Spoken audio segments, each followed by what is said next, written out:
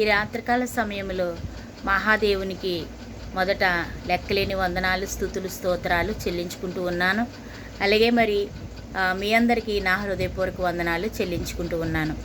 మరి నాకు selfie stick కానీ ఏమీ లేవు, మైకులు కానీ మరి అటువంటి ఏమీ లేవు. ఒక చేత్తోటి ఫోన్ పట్టుకుని మరి ఒక చేత్తోటి మరి బైబిల్ ద్వారా లేదా పాటల పుస్తకాలు చూసుకుంటూ మీతో నాకు మాట్లాడడానికి ఇచ్చిన గొప్ప తరుణాన్ని బట్టి మొదట దేవునికి కృతజ్ఞతాస్తుతులు చెల్లించుకుంటున్నాను.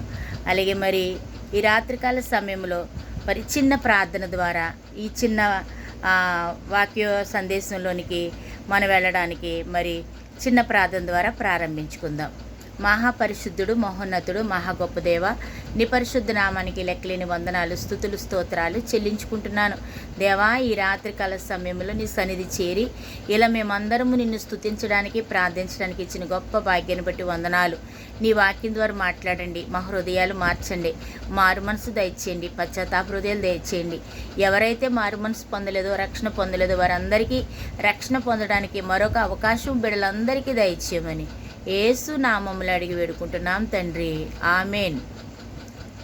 మరి మీరందరూ అనుకుంటూ ఉంటారు ప్రార్థనలో మరి మనకి కావాల్సింది ఏంటంటే ఎక్కువ రక్షణే, అన్నింటికంటే ఇంపార్టెంట్ రక్షణ. మరి రక్షణ చాలు, ఇంకా జీవితంలో ఏం లేకపోయినా రక్షణ ఉంటే చాలని మరి నేను నాకున్న అనుభవం ద్వారా నేను చెప్పగలుగుతున్నాను.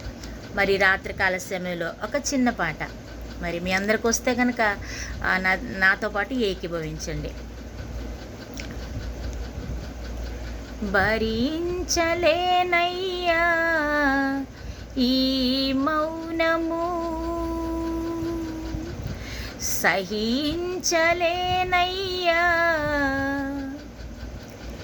ఈ భారము, భరించలేనయ్యా నీ మౌనము, సహించలేనయ్యా ఈ భారము, ఊహించలేదయ్యా ఈ దూరము, ఊహించలేదయ్యా ఈ దూరము, మన్నించు యేసయ్యా నా పాపము, మన్నించు యేసయ్యా నా పాపము, భరించలేనయ్యా ఈ మౌనము, సహించలేనయ్యా ఈ భారము. నీ ప్రేమ కాదని నే వెళ్ళితే,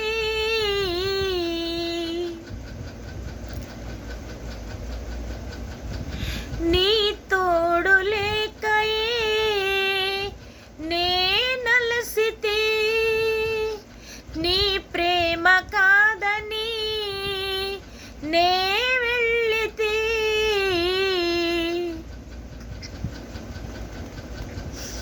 నీ తోడు లేకయే నే నలసితే,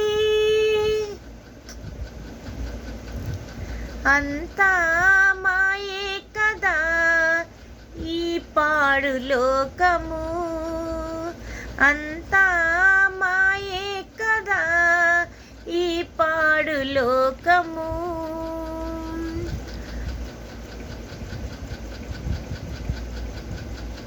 నిజమైన స్నేహమేగా నీ సిలువ త్యాగము, నిజమైన స్నేహమేగా నీ సిలువ త్యాగము, భరించలేనయ్యా నీ మౌనము, సహించలేనయ్యా ఈ భారము, ఊహించ సహించలేనయ్యా ఈ దూరము. అవును కదా.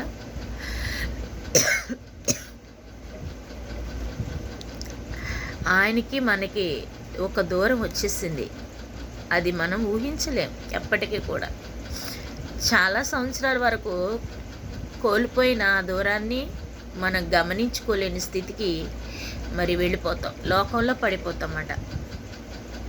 మరి అక్కడ భక్తుడు చక్కగా రాశాడు, మన్నించు యేసయ్యా నా పాపము, మన్నించు యేసయ్యా నా పాపము, సహించలేనయ్యా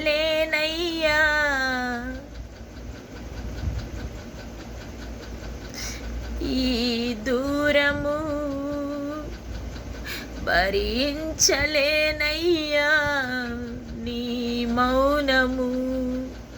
ఆయన మౌనంగా ఉంటే మనం అల్లకల్లోలమైపోతాం. ఎందుకంటే ఆయన పట్టించుకోకపోతే మనం ఏం చేయగలం? మన వల్ల ఏమవుతుంది? ఆయన చూస్తేనే ఏదైనా.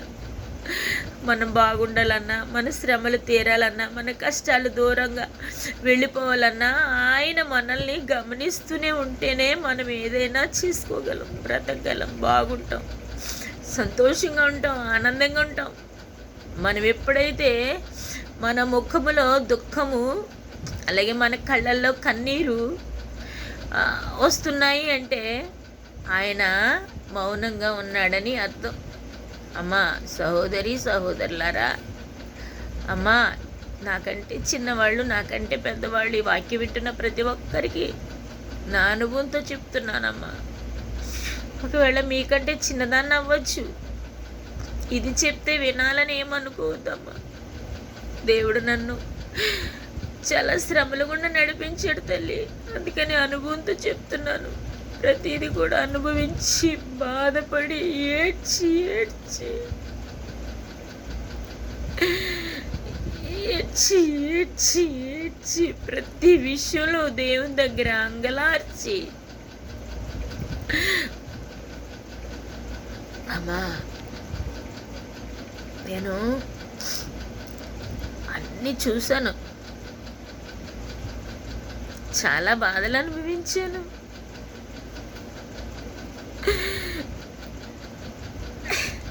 ఏడవబడ్డాను, కొట్టబడ్డాను,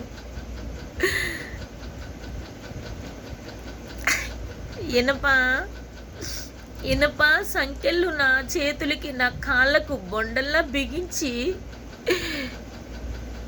అరే దేవుడు నన్ను నడిపిస్తున్నాడు. నడుస్తానా లేదా? నిలబడతానా లేదా? మరి అనేక ఆత్మలను ఈ కష్టంలో కూడా ఆయన దగ్గరికి తీసుకొస్తానా లేదా అని పరీక్ష పెడుతున్నాడమ్మా. దయచేసి జ్ఞాపకం చేసుకోండి అమ్మా. దేవుణ్ణి నమ్ముకోండి, ఆయన్ని స్తుతించండి, ప్రార్థించండి, వాక్యం చదవండి.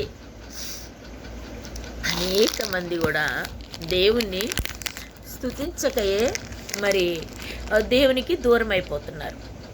మరి ఆయన్ని స్తుతించాలి కదా, ఆయన్ని ప్రార్థించాలి, ఆయన్ని స్తుతించాలి, ప్రార్థించాలి, దేవుని సన్నిధిలో అనేక మందిని నడిపించాలి. అదే కదా మన పని.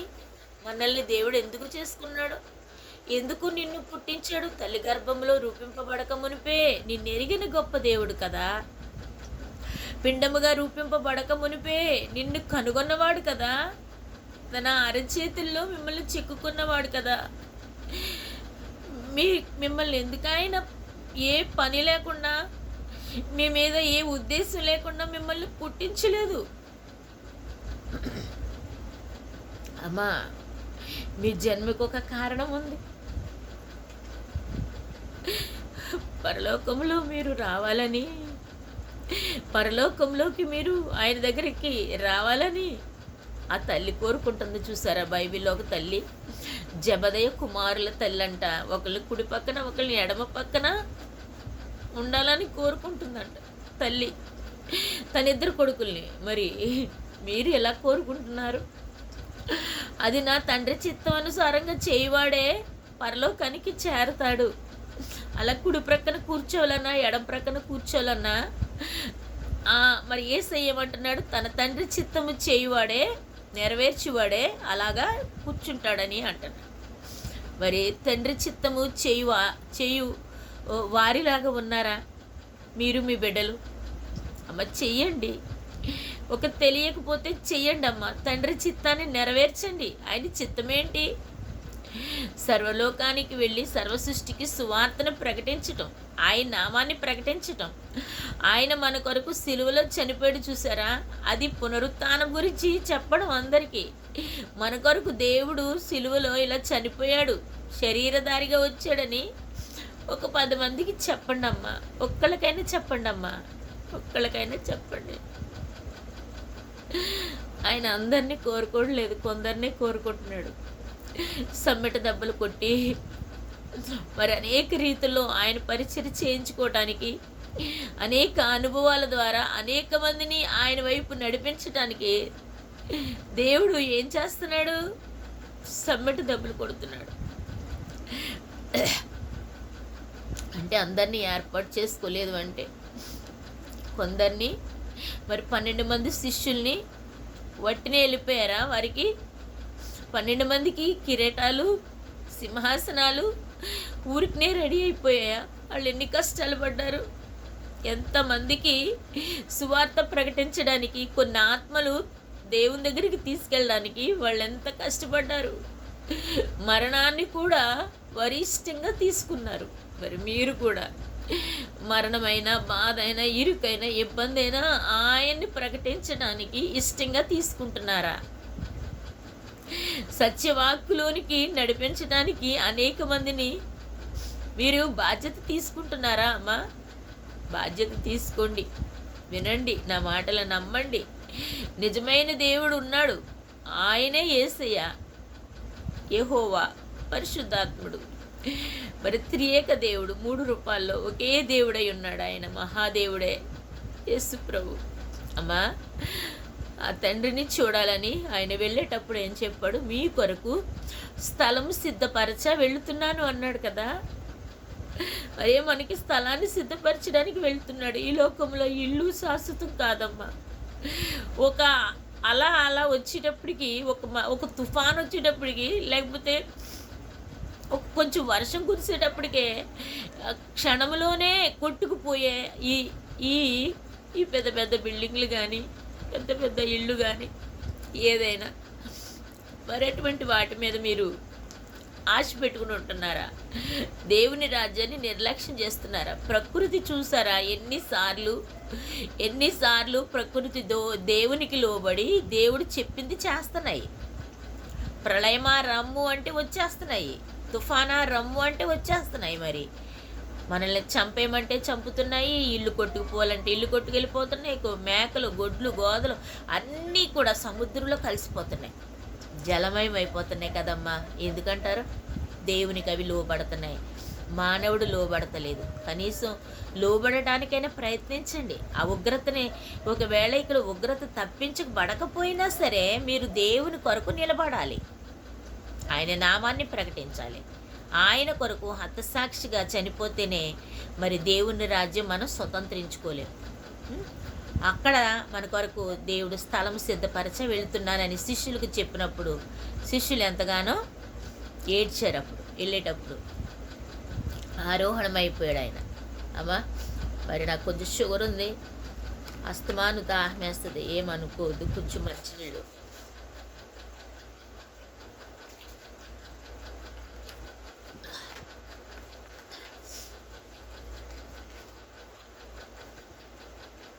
ఈ రాత్రికాల సమయంలో నేను పెట్టిన వీడియోలు ఎవరు సరిగ్గా చూడట్లేదమ్మా. ఎందుకంటే చాలా అసహ్యమైనవి అయితే చూస్తారే, స్క్రోల్ చేయరు, గంటల తరబడి చూస్తారు. దేవుని మాటలు ఎక్కువ, దేవుని రీల్స్ చూడరు, దేవుని యొక్క మెసేజ్లు ఉన్న ఏది చూడరు. అసహ్యం మీకు. ఇక్కడ ఈ లోకంలో దేవుని వాక్యాన్ని నువ్వెంతగా అసహించుకుంటే నరకంలోకి వెళ్ళబడతావు. గుర్తుపెట్టుకో. నువ్వు దేవుని వాక్యాన్ని నువ్వు విని ఇంకొకరికి షేర్ చేసి వాళ్ళు కూడా విని రక్షించబడి అలాగ గొలుసు పద్ధతిలో ఆ యొక్క వాక్యాన్ని అలా ముందుకు వెళ్తూ ఉంటే అనేక ఆత్మల రక్షణ భారం నీకు కూడా ఉంటుంది. తప్పకుండా దేవుడు నువ్వు చేసిన పనికి నీకు ప్రతిఫలం ఇస్తాడు. నువ్వు అర్ధరాత్రి వరకు అనేకమైన రీల్స్ అలా చూస్తూ స్క్రోలింగ్ చేసుకుంటూ వెళ్ళిన దానికి ప్రతిఫలం లేదమ్మా. దేవుని వాక్యాన్ని నువ్వు ఎంతసేపు విన్నావు, ఎన్ని వాక్యాలు చదివావు, ఎన్ని అధ్యాయాలు చదివావు, ఎన్ని వచనాలు చదివావు, ఎంత గుర్తుపెట్టుకున్నావు, ఆ వాక్య ప్రకారంగా నువ్వు ఎంతకాలం నుండి జీవిస్తున్నావు, ఇవన్నీ కూడా నీకు లెక్కలు ఉంటాయి. ఆ లెక్కల్లో నీకు పుస్తకం కూడా ఉంటుంది. దేవుడు చక్కటి పుస్తకాన్ని మీ అందరికీ ఒక్కొక్కరికి ఒక్కొక్క పుస్తకాన్ని ఖచ్చితంగా రాసించాడు.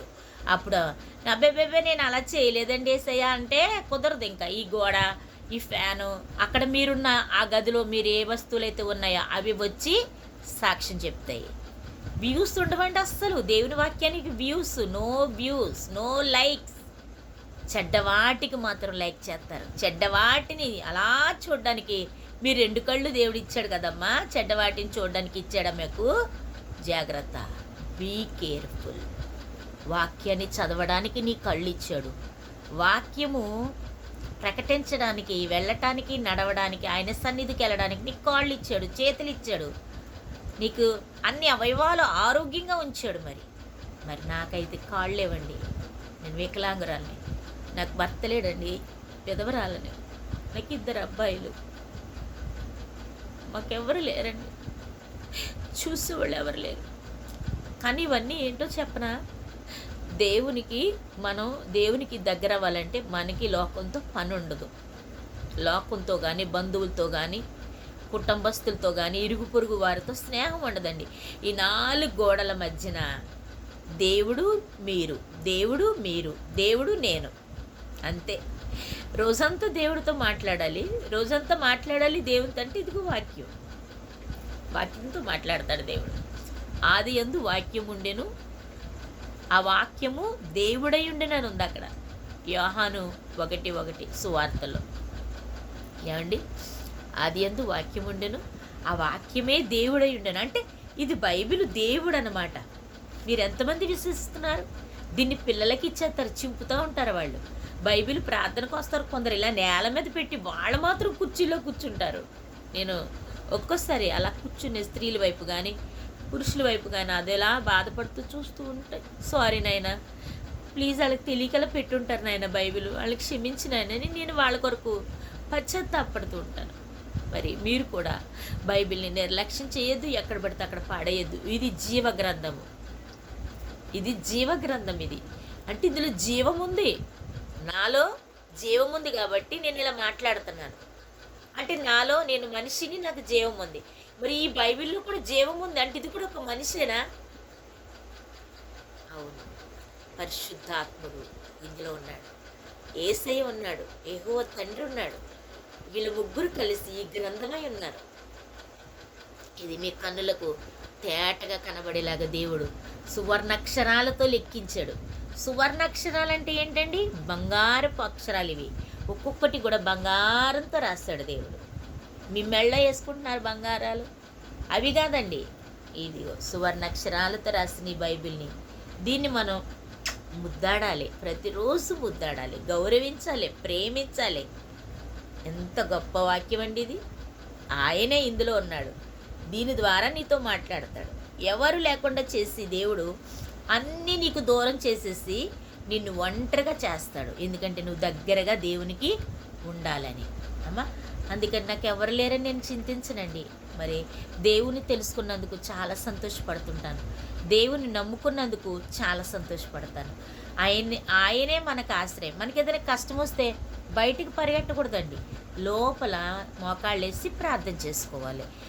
లేదు నువ్వు మోకాళ్ళు వేయలేకపోయావనుకో, పడుకుని చేసుకో, ఎలా కూర్చుని చేసుకో, నీకు ఎలా వీలు కలిగితే అలా చేసుకో. ఎలా అయినా దేవుడు ప్రార్థన ఆలకిస్తాడు, తప్పకుండా జవాబిస్తాడు. ఎప్పుడు? నువ్వు దేవుని నమ్మినప్పుడు. మరి అలాగా దేవుడు ప్రతి విషయాల్లో కూడా మనకి జవాబిస్తూనే ఉంటాడు. ఒక్కొక్కసారి జవాబు లేట్ అవుతుంది. మరి లేట్ అయినప్పుడు మీరు చింతించకూడదు. అమ్మా, మీ చింత యావత్తు కూడా మరి దేవుని మీద వేసుకోవాలి. భారం కొన్ని ప్రార్థనలకే దేవుడు జవాబివ్వడు, మరణానికి అప్పగిస్తాడు. అవసరమైతే కళ్ళెదురుగుండా చనిపోవచ్చు. ఈ బాధ భయంకరమైనది, ఈ వేద భయంకరమైనది. మనతో ఉన్న మనుషులు వెళ్ళిపోయినప్పుడు చాలా బాధగా ఉంటుంది, చాలా బాగుంటుంది. నా తండ్రి చనిపోయాడు నా కళ్ళ ముందు. నా చిన్నతనంలో నేను తండ్రిని పోగొట్టుకుంటే కొంచెం ఎదిగిన తర్వాత మా తమ్ముడు చనిపోయాడు. చాలా చింతించాను. తర్వాత నా భర్త నా కళ్ళ ముందే చనిపోయాడు. నేను అతను నన్ను పెళ్లి చేసుకున్నప్పుడు మనం ఎప్పుడు జీవితాంతం కలిసిమెలిసి ఉందాము శుభు అనేవాడు. నిజమే అనుకున్నా. మరి చనిపోయినప్పుడు అతని దగ్గరికి వెళ్ళి ఏడ్చేటప్పుడు, అదేంటి చిట్టి నాతో జీవితాంతం ఉంటానన్నావు కదా, చెప్పకుండా వెళ్ళిపోయావేంటి అని అడుగుతున్నాను. పిచ్చిదండి, తెలియక ఎలా అడగాలో తెలీదు, ఎలా మాట్లాడాలో తెలీదు. తెలియక ప్రాణం పోయి అతనుంటే ఆ ప్రాణం లేని శవం దగ్గర కూర్చుని నన్ను వదిలేసి వెళ్ళిపోయావే, నాతో ఉంటానన్నావు కదా అని అడుగుతున్నాను. అప్పుడు ప్రభు అంటున్నాడు, నేను నీతో ఉంటాను సదాకాలము, మీరు నాతో ఉంటారు అంటున్నాడు. ఈ బాధ వెనకాల ఎవరున్నారు? యేసయ్య ఉన్నారు. గుర్తించండి, మీ కుటుంబంలో మీ బాధ వెనకాల ఎవరున్నారు? యేసయ్య ఉన్నాడు. మీ వెనుతట్టి ధైర్యపరిచేదెవరు? యేసయ్య. మీకు అప్పులు రుణాలు తీర్చేదెవరు? యేసయ్య. ఒకవేళ ఆలస్యమైన కంగారు పడొద్దు మీరు, తప్పకుండా దేవుడు సహాయం చేస్తాడు. సహాయం చేయకపోయినా పరలోకం అంటూ ఒకటి ఉన్నది. అక్కడ మన కొరకు దేవుడు ఒక సింహాసనాన్ని, కొన్ని బహుమతులు, కొన్ని కిరీటాలు మన కొరకు దాచుంచాడని నిరీక్షణతో మీ జీవితాన్ని ముందుకు కొనసాగించండి. కష్టమైన, బాధైన, ఇరుకైన, ఇబ్బంది అయినా. చాలామంది పాస్టర్లు స్వస్థతలు ఉన్నాయని అబద్ధాలు చెప్తూ ఉంటారు. కొన్ని విషయాల్లో మరణకరమైన రోగమైన బ్రతికించేస్తాం మేము. మరి ఇలాంటి అబద్ధాలు చాలా విషయాల్లో సేవకులు అబద్ధాలు చెప్తున్నారు. దయచేసి క్షమించండి. వాళ్ళు డబ్బు కాసిపడి అలా ప్రవర్తిస్తున్నారమ్మా. మీరు అటువంటివి నమ్మొద్దు. పరిశుద్ధాత్ముడు అల్లరికి కర్త కాదు ఏంటి, బైబిల్ చెప్తుంది. ఆయన అల్లరితో కూడిన ఆటపాటలు ఆయన దగ్గరికి నచ్చవసలు. మరి అలాంటి పాస్టర్లు చెప్పేవి నమ్మకండి. కచ్చీప్ ఉంది కదా, కచ్చీప్లో స్వస్థత ఉందని మా ఊర్లో కొత్తగా పాస్టర్ గారు వస్తారు. ఆ పక్కన ఆటోనగర్లోను కల్వరి టెంపుల్కి ఆపోజిట్లో ఇంకొక చర్చి కట్టబడింది. అక్కడ ఆయన ఖర్జూరాలు ఇస్తాడంట. అమ్మా నువ్వు ఇలాగా ఎందుకు అంత మాను బాధపడుతున్నావు, ఖర్జూరాలు ఇస్తాడు, వెళ్ళి త్వరగా ఖర్జూరం తెచ్చుకో, నీ సమస్యలు పోతాయి. పిల్లలు లేని వాళ్ళకి ఖర్జూరం తెచ్చుకుంటే పిల్లలు పుడతారు. ఏంటమ్మా ఈ భయంకరమైన అబద్ధాలు, చండాలంగా. నేనైతే నమ్మనండి, మీరు కూడా నమ్మొద్దు దయచేసి అలాంటివి. ఖర్జూరం తింటే మరి పిల్లలు కడుపులో పుడతారని ఇలాంటి అసహ్యమైన మాటలు, అబద్ధాలు. సేవకులు దేవుని నామాన్ని అవమానపరుస్తున్నారు. రేపొద్దుట వాళ్ళు అందుకే అంటున్నాడు ఒక చోట వాక్యంలో, సువార్తలు అనుకుంటా రాయబడింది అన్నమాట.